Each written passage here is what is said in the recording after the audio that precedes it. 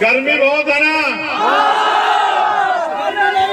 लेकिन मैं ये मानता हूँ कि हम जिस हालात में हैं उस हालात में गर्मी भी हमारा कुछ भी नहीं बिगाड़ सकती। मैं आपसे आग्रह करूंगा, जो नौजवान वॉलंटियर घूम रहे हैं, ये अगर अपनी जगहों पे चैन से बैठ जाए तो फिर आगे की बात शुरू की जाए। और जब ये बीच में घूमते रहेंगे तो जो बैठे हुए लोग हैं वो परेशान होते रहेंगे देखने में, तो एक तरह का अनुशासन नहीं बन पाएगा।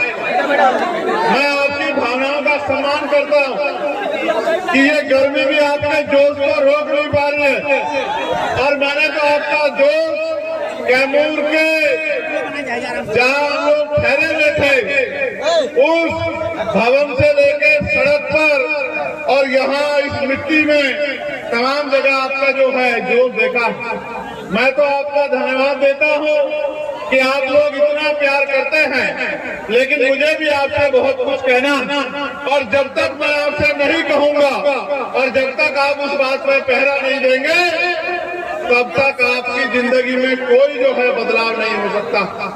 प्यारे साथियों, आज हम लोग आजादी का 75 सवा साल से ज्यादा का समय मना रहे हैं, लेकिन क्या हम लोग इस देश में आजाद जीवन जी पा रहे हैं?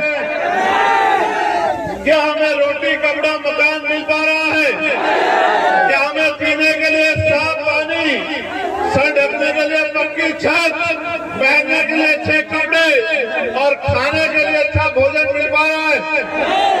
क्या हमें जुल्म जाति अत्याचार से न्याय मिल पा रहा है? क्या हमें स्वाभिमान सम्मान की जिंदगी मिल पा रही है? मैं और आप जानते हैं कि देश तो आजाद हो गया है, लेकिन आजाद देश में बाबा साहब अम्बेडकर के अथक प्रयासों के बाद भी यहाँ संविधान का राज और संविधान पूर्ण रूप से लागू नहीं हो पाया है। मैं धन्यवाद दूंगा कमेटी का, जिन्होंने डॉक्टर बाबा साहब अम्बेडकर की इतनी अच्छी स्टैचू का भी जो है अनावरण मेरे हाथों द्वारा यहाँ करवाने का काम किया है। मैं तो छोटा सा आदमी हूँ, बहुत छोटा सा मिट्टी का। इस मिट्टी के छोटे से आदमी को ताकत देकर पार्लियामेंट में भेजने का काम अगर किसी ने किया है तो वो आप लोग, वो आप सब लोग हैं जिन्होंने ताकत देने का काम किया। और जब आपने ताकत दी तो आप देखो, कभी रविदास जयंती का अवकाश नहीं होता था। मैंने पार्लियामेंट में लड़ के सरकारों को मजबूर किया कि वो जगत गुरु सतगुरु रविदास जी की जयंती में अवकाश रखें। ये अवकाश कैसे सुनिश्चित हो पाया? जब आपने मुझे ताकत दी, मैंने उस ताकत का प्रयोग करके पार्लियामेंट में देश की सरकार को और प्रदेशों की सरकार को मजबूर किया कि वो करोड़ों लोगों की आस्था का सम्मान करे और जगत गुरु रविदास जी महाराज की जयंती पे अवकाश करे। क्योंकि देश धर्मनिरपेक्ष है, सभी को अधिकार है, सभी की जो है आस्था है, तो इतने लोगों की आस्था के साथ खिलवाड़ नहीं किया जा सकता है। आज जगत गुरु सतगुरु रविदास जी महाराज को मानने वाले लोग पूरी दुनिया में रहते हैं, पूरी दुनिया में वो उनके झंडे का प्रचार प्रसार करते हैं और उनकी विचारधारा को फैलाने का काम करते हैं। इतने लोगों की आस्था का अपमान जब सरकार ने करने का काम किया तो आपके छोटे से सिपाही ने, जगत गुरु सतगुरु रविदास जी महाराज की संतान ने आपके झंडे को मजबूत करने का काम पार्लियामेंट में किया। ये आप सब लोगों ने देखा होगा। मैं आपको ये बताना चाहता हूँ, आपने मुझे ताकत दी, उस ताकत का प्रयोग करके मैंने आपके आत्मसम्मान की लड़ाई को लड़ने का काम किया।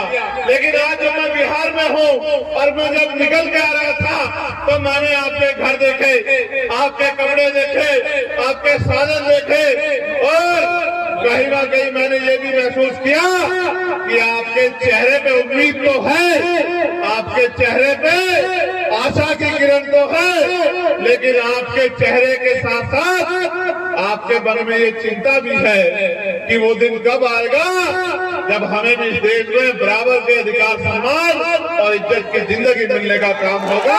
ये चिंता भी मैंने महसूस की। आप औरों को छोड़ो, अपने दिल में हाथ रख के बताओ, क्या आप इस जिंदगी से खुश हैं? ये जो तमाम तरह के गैर बराबरी के जीवन को आप लोग जी रहे हैं, इस जीवन से आप लोग खुश हैं? अगर खुश नहीं हो तो इसको बदलने के लिए क्या कर रहे हो, ये भी मुझे बताओ। प्रयास कर रहे हो, नहीं कर रहे हो? मैं आपका ध्यान आकर्षित करूंगा। अब आप मेरी बात को बड़ी गौर से सुन रहे हो। ऐसे समय में मैं आपका ध्यान आकर्षित करता हूँ।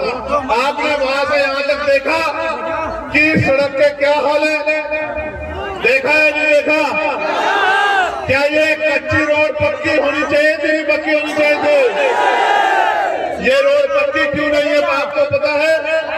आप किसी भी धर्म के तीर्थ पे जाके देख लो, किसी भी धर्म के ऐतिहासिक स्थल पे जाके देख लो, सरकारों ने बहुत बड़े बड़े योगदान देके उसका सौंदर्यीकरण कराने का काम किया है। करोड़ों करोड़ रुपए देके वहाँ का जीर्णोद्धार करने का काम किया है।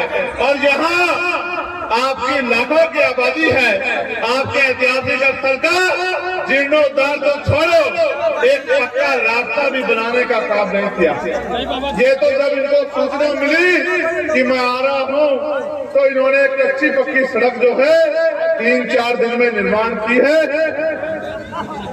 ये भी कमेटी के लोगों ने की है।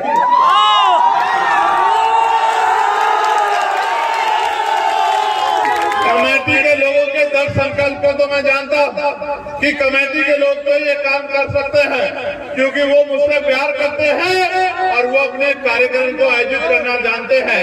मैं तो ये भी जानता हूँ कि ये जो पूरा तीर्थ है, इसको बनाने में एक पैसे का योगदान हमारे लोगों ने किया है। किसी और का कोई योगदान इस पैसे में इस काम में। तो मैं आपकी क्षमता को तो मानता हूँ, लेकिन आप ये सोचो